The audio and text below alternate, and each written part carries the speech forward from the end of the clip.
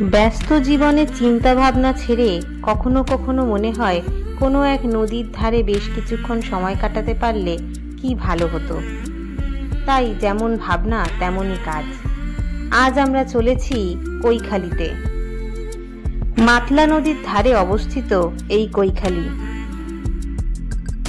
দক্ষিণ 24 পরগনায় অবস্থিত। কৈখালি যেতে যেতে পথেই পড়বে জয়নগর, বহুরু এবং নিমপিট আশ্রম। অনেকের মুখেই শুনেছি নিমপিট রামকৃষ্ণ মিশন খুব সুন্দর। সেখানে পৌঁছে বুঝলাম সত্যিই তাই, কি সুন্দর নিরিবিলি এই জায়গা। আশ্রমে ঢুকেই প্রশান্তিতে মন ভরে গেল।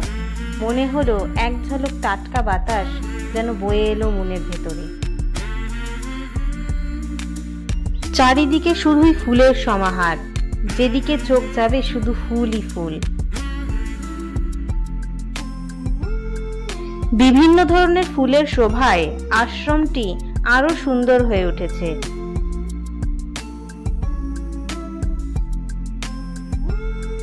আর সামনেই রয়েছে বেলুর মঠের মতোই অপরূপ স্থাপত্য শৈলীতে গড়া নিমপিট আশ্রম।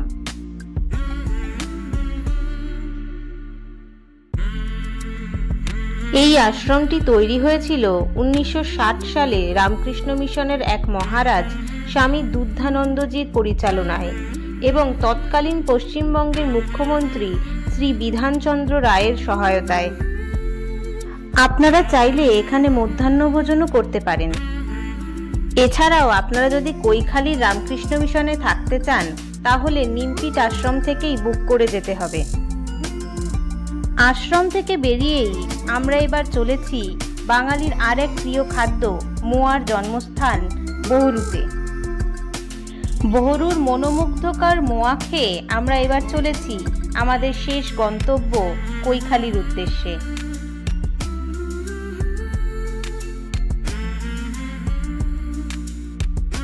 গ্রাম বাংলার দৃশ্য দেখতে দেখতে আমরা এসে পড়েছি কৈখালি। গাড়ি থেকে নেমে হাঁটতে শুরু করলাম। নদীর ধার দিয়ে দেওয়া রয়েছে চওড়া পাড়। হাঁটতে হাঁটতে এসে পৌঁছালাম মাতলা নদীর ধারে।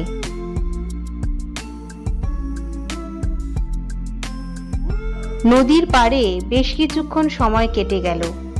দেখলাম দুটি নৌকা পাশাপাশি জলের দোলায় দুলছে, আর জলের আওয়াজ দূর থেকে ভেসে আসছে। জেলেরা আমুদে মাছ ধরে এনে ফেলেছে নদীর পাড়েই, আর স্থানীয় মহিলারা সেই জাল থেকেই আছাড় মেরে বাঁধছে মাছগুলো। নদীর পিছন দিক বরাবর রয়েছে একটি মাছের আড়ত। সেখানেই বিক্রি হয় এই সমস্ত মাছ অল্প দামে। তাদের বললে তারা রান্নাও করে দেয়। দুপুরের ভোজনটা সেখানেই সারা যায়।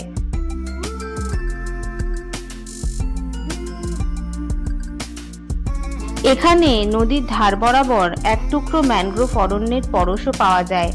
খুব একটা গভীর জঙ্গল নয়। সূর্যের আলো কখনো কখনো গাছের মধ্যে দিয়ে চিকচিক করছে।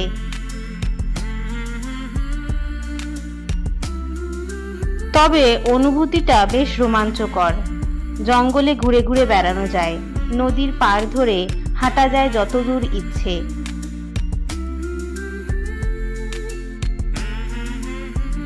ক্লান্তি লাগলে জলেতে পা ডুবিয়ে বেশ কিছুক্ষণ সময়ও কাটিয়ে দেওয়া যায়। এও যেন এক আলাদা ধরনের দিন যাপন।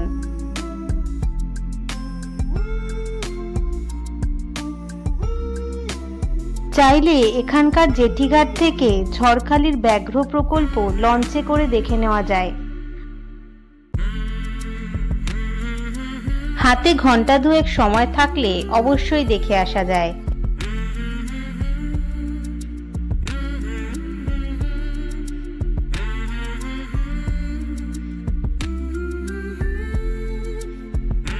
জেটিঘাট পেরিয়ে এইবার চলেছি কৈখালিতে থাকা রামকৃষ্ণ মিশনের উদ্দেশ্যে।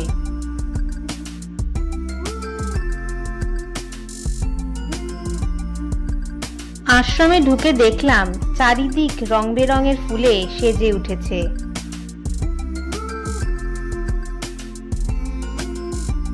শান্ত নিরিবিলি পরিবেশের মাঝখানে দাঁড়িয়ে রয়েছে কৈখালী রামকৃষ্ণ আশ্রম। কৈখালীর আশ্রমের শান্ত স্নিগ্ধ পরিবেশ আপনার মন জয় করবেই। আশ্রমের মধ্যে অনেক পুকুর এবং অনেক গাছপালা রয়েছে। কত ধরনের সবজিও চাষ হচ্ছে এখানে। এখানে কিছুক্ষণ সময় কাটিয়ে বেরিয়ে পড়লাম নিজেদের আস্তানায় ফেরার উদ্দেশ্যে। আপনারা যদি চান তাহলে এখানে অবশ্যই রাত্রেও থাকতে পারেন, তার জন্য আপনাদেরকে আগে থেকে বুকিং করে আসতে হবে। আবার আসবো আর এক নতুন ভ্রমণ অভিজ্ঞতা নিয়ে। অবশ্যই ট্যুরিস্ট ডেস্টিনেশনকে লাইক, শেয়ার, কমেন্ট এবং সাবস্ক্রাইব করবেন।